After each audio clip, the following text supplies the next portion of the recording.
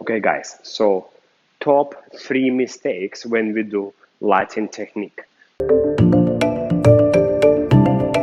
an example of a Rumba Walk. So there is 3 elements, super simplified to the Rumba Walk. So number 1 element is going to be your hip pendulum change. That's element number 1, pendulum change. Number 2 element is going to be the twisting motion where the leg is passing.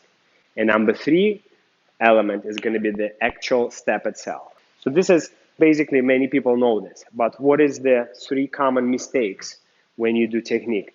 So number 1 mistake is when you, as you know, you always have to start with the pendulum.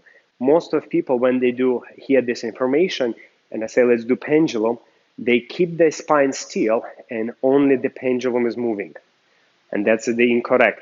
So as you change your pendulum, your spine, that beautiful straight line in your body, where we start always with the posture, beautiful, it has to move with the pendulum.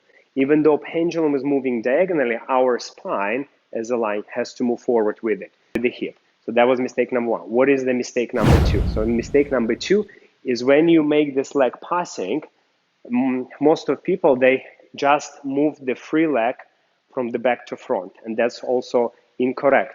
Why? Because remember, guys, when we did our pendulum with the spine, as this leg passing, why we put this pendulum here?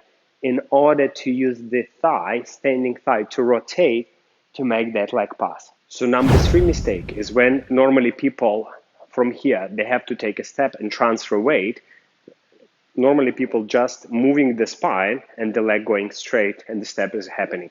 That's not wrong, but that's also lacking one little detail, that as you move your spine, you have to keep turning that standing thigh from the back. So the movement of the spine is being connected with the, or being a result of that thigh. If you see this, I have here like a logo.